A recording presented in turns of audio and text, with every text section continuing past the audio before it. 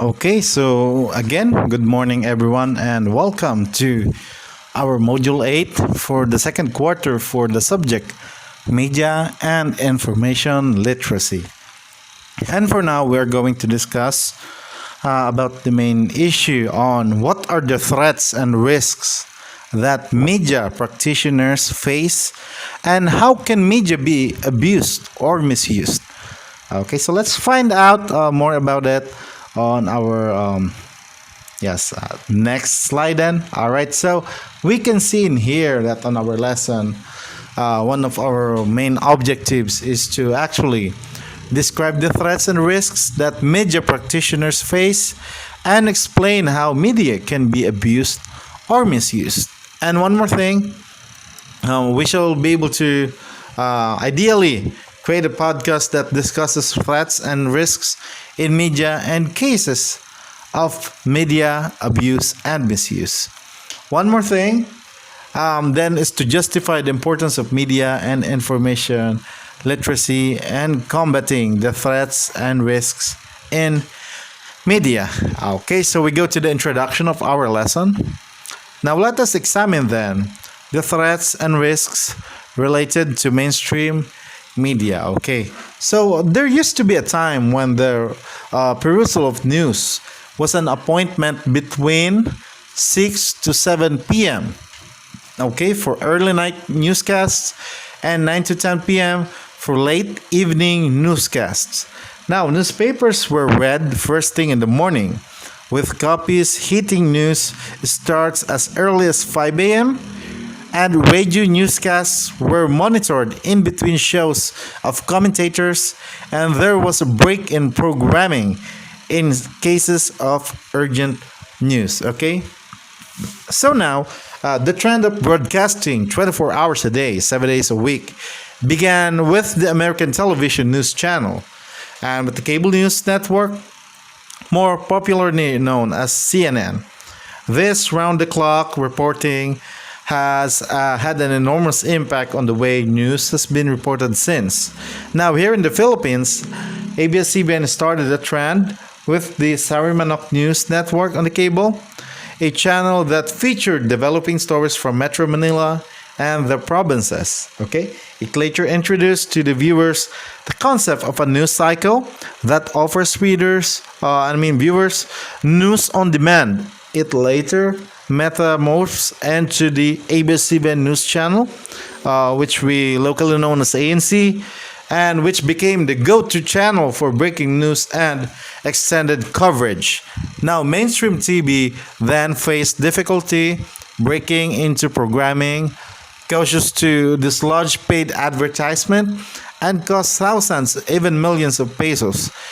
Close competitor GMA7 also began airing news on QTV and ultra-high frequency. It stopped operations in 2011 to pave way for GMA News TV.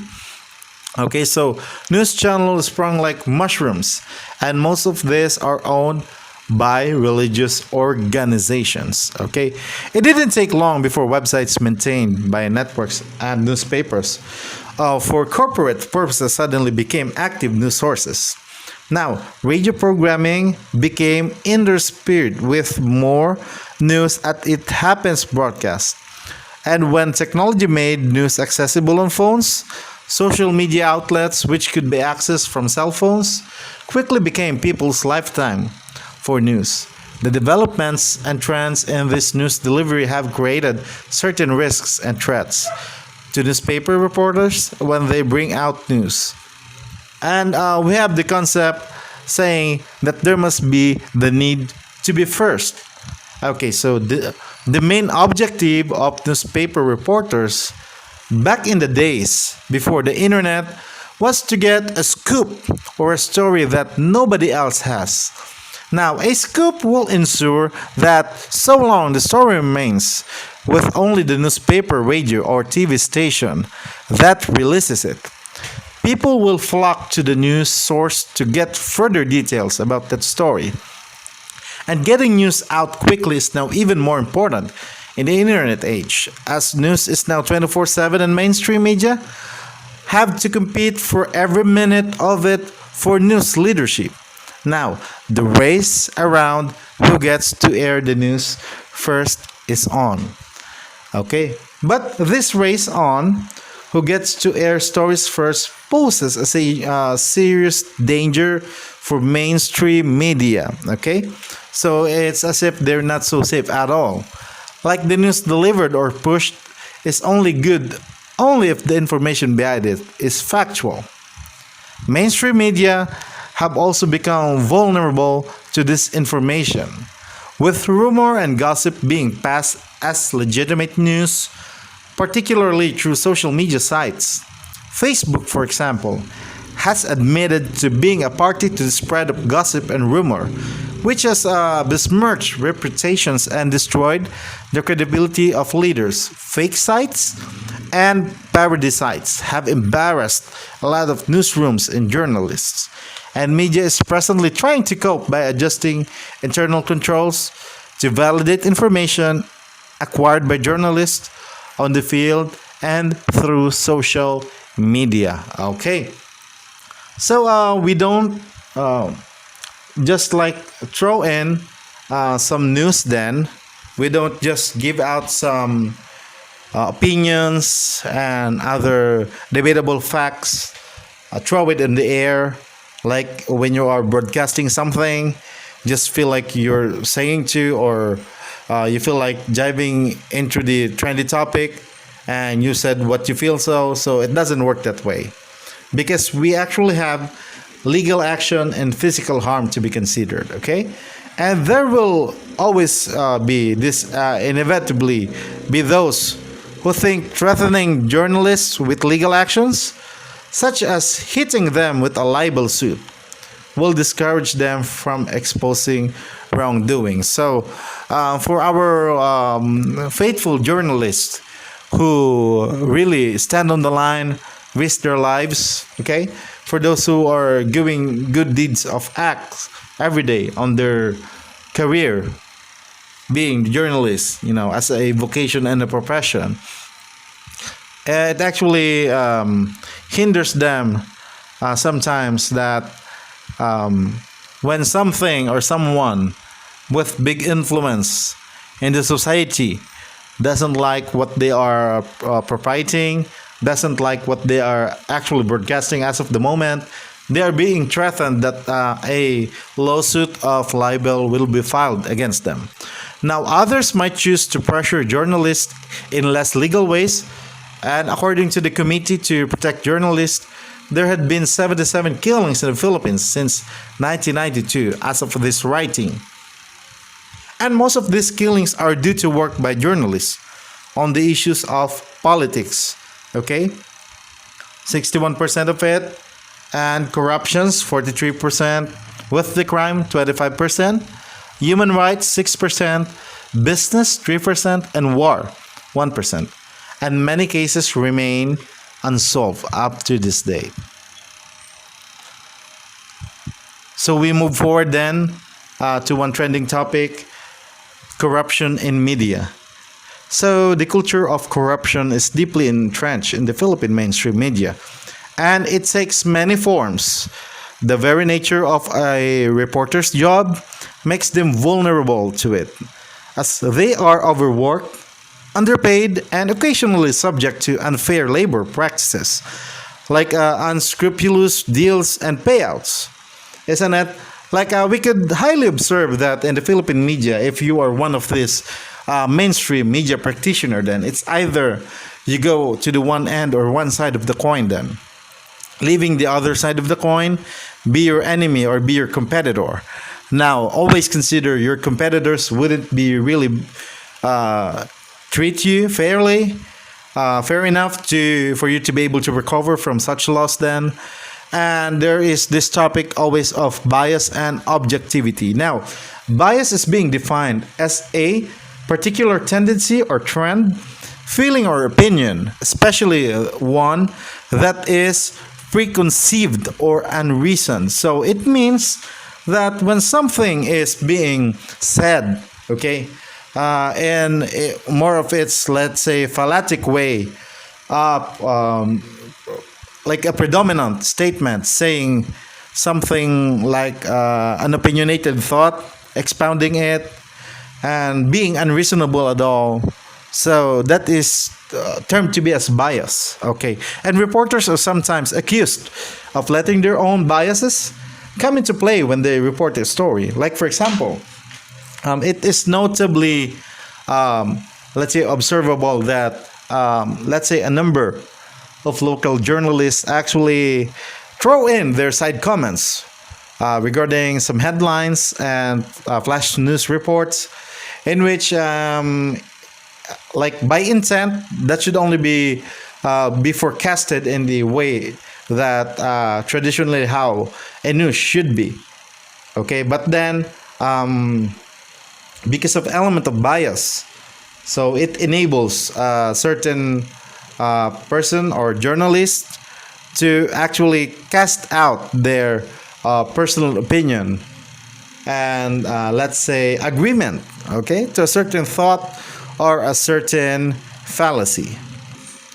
And take note, even before reporters are being sent out to cover what they are supposed to cover, their stories are discussed in a conference with the news management and desk editors, who are often senior journalists.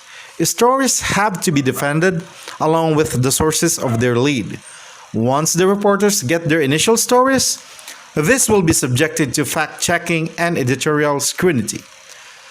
With the tedious process that each story has to go through, what is dubbed as reporter bias is in reality more of an editorial position taken by the newsroom.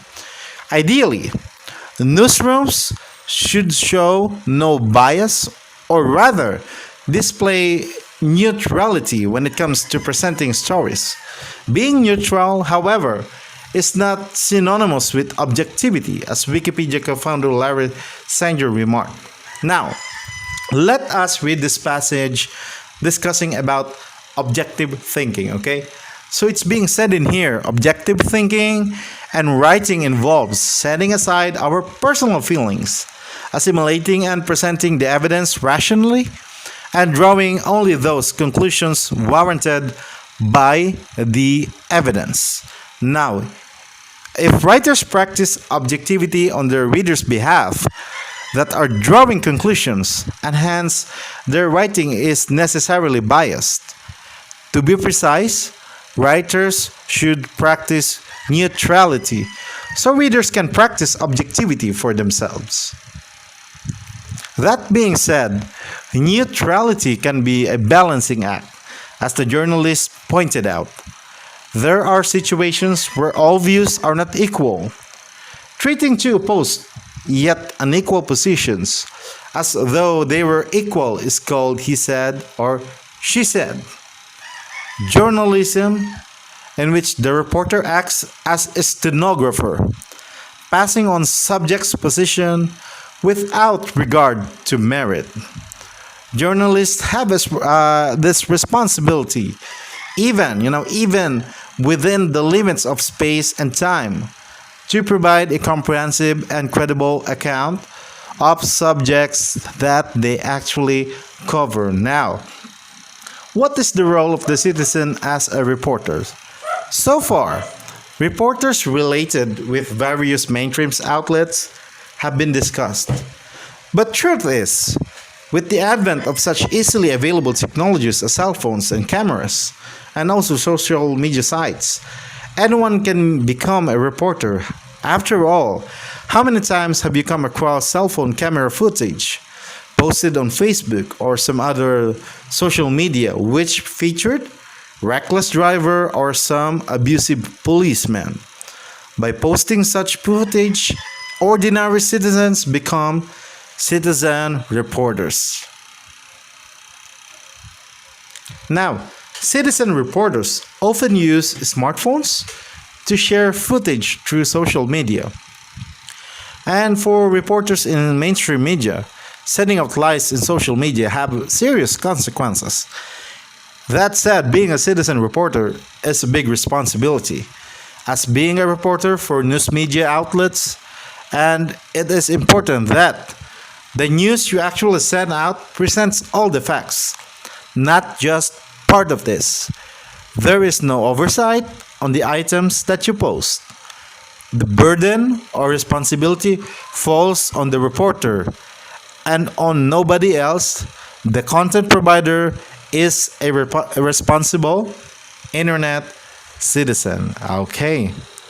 So, going further onto the last topic in here, the threats and risks to consumers.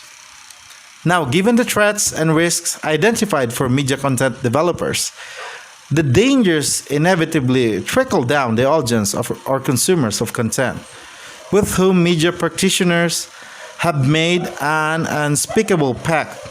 Therefore, the main risk of those who consume media is the possible insufficiency or lack of facts in a report. The consumer is always faced with the threat that the truth of the story isn't delivered as it should be. There are also the usual risks associated with viewing content on or downloading content from dubious sources on the internet, which could result in being affected by technological threats like viruses, trojans, and the like. This could be attached to media files, some of which may be designed to gather data from device users. Okay, so for your activity today, you can see in here, like we have three questions for the integrate part, and we have like 10 questions for the check part. And on the part B of the check part, we have the 5 main questions. Okay, so I am expecting, okay, everyone will be able to submit on or before the deadline. Okay, so the topic was very easy then, it's very comprehensible, and I do look forward that all of you stay safe and have a great week then. Okay, so see you around everyone, and good luck on your modules. Okay, have a great day.